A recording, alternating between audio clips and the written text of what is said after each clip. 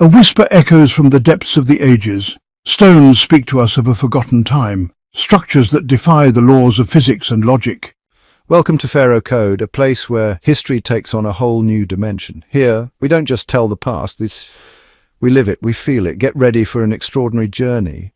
We're about to follow in the footsteps of the ancient builders, masters of moving mountains, not with bulldozers, but with their hands, their genius, and a skill that leaves us in awe. So fasten your seatbelts. Things are about to get a little shaky. Forget everything you think you know and let yourself be led into the adventure. The knowledge box opens now. Number 10. Kailasa Temple. The madness of a carved mountain. We begin our journey in India with a temple that will leave you speechless. Kailasa Temple. Imagine an entire temple carved inside a mountain, not built on top of it. This is architectural madness, a dream born from stone in the 8th century. Artists, craftsmen, perhaps madmen, began from the top, the roof, and carved downward. No drills, no dynamite, just tools, hammers, and a massive dose of courage. Every strike was final. No erasing, no undo. The result? Breathtaking. Abundant carvings, incredible details, gods, goddesses, animals, scenes of battle. It's as if the stone came to life. And we're left asking, how did they do this without computers, lasers, or anything resembling our modern tech? It's another mystery that makes our advanced tools look primitive. What's your theory on how Kailasa was built? Number 9. The giants of Baalbek, stones that defy understanding.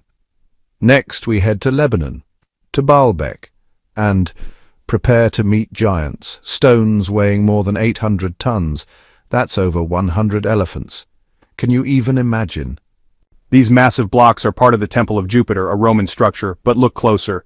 You'll see foundations that are much older and far more mysterious. Enormous, perfectly aligned stones, no gaps, no cracks.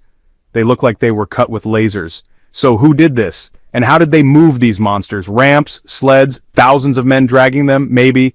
But it remains one of those puzzles that remind us history is way crazier than we think. Number 8. Hal Saflieni Hypogeum, the Whispering Temple. Change of scene. We head to Malta, deep underground, to the Hal Saflieni Hypogeum, a tongue-twister of a name, but an enchanting place. This sanctuary has been silently waiting for over 6,000 years. A maze of tunnels carved from rock using only bone and stone tools, an incredible achievement. But the real magic lies in the acoustics. In some chambers, sound behaves unrealistically. A whisper becomes a boom. A chant echoes like a heartbeat in the sky. It's as if the builders knew how to sculpt sound. They made the stone vibrate. They made it sing. Close your eyes for a moment. Can you hear it? The wind in the corridors, the forgotten prayers, the echo of footsteps on stone worn by time. That's the magic of the Hypogeum. Now we rise to the heights, destination the Philippines. Hold your breath, the view is stunning, the Banawe rice terraces. A colossal staircase carved into the mountains, created by the Ifugao people over 2,000 years ago. They sculpted steep slopes into thousands of terraces, reinforced with walls of stone and clay. It took patience, perseverance, and genius. But to grow rice, they needed water, so they invented a unique irrigation system, capturing spring water and distributing it equally across the fields. A hydraulic engineering masterpiece, built with no blueprint, no machines, just the collective intelligence of a united people. These fields still feed the Ifugao today. They are a symbol of culture, identity, and a living connection to the past.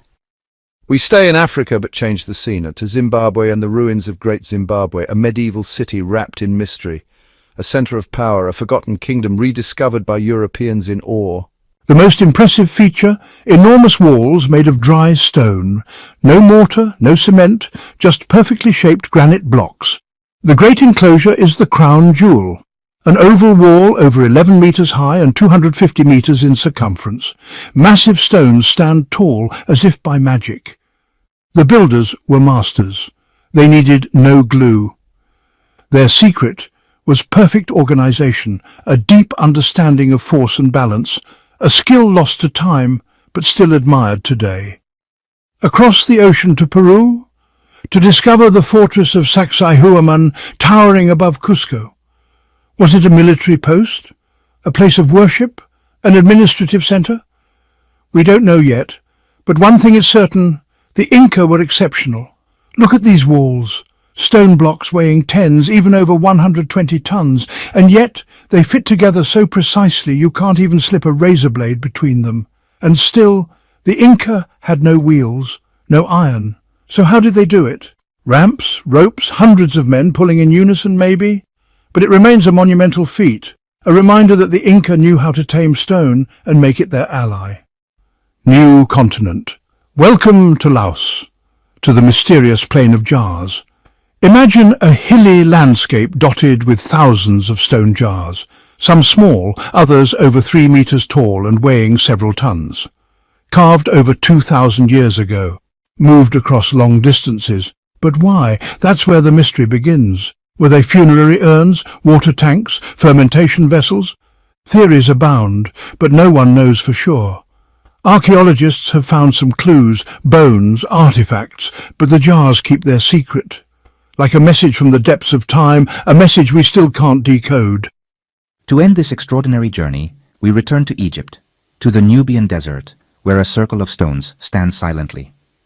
An astronomical calendar more than 9,000 years old, older than Stonehenge, older than the pyramids. They were nomads, shepherds, hunters, and gatherers. Yet they were the ones who erected these stones. They had no permanent homes, no cultivated fields, but they possessed a profound knowledge of the sky. They knew how to read the stars. They knew how to predict the seasons and the flooding of the Nile, and they engraved this knowledge into stone. Nabta Playa is a message sent from the depths of time, a message that tells us human intelligence didn't wait for agriculture to awaken. It's a message that connects us to our most distant ancestors, a reminder that we are all stardust. And with that, friends, our journey through these ancient structures comes to an end. I hope this adventure has amazed you, moved you, and inspired you. If it has, join the Pharaoh Code community. Subscribe, comment, share, and suggest more mysteries for us to explore. And most importantly, stay curious. See you soon for more extraordinary adventures.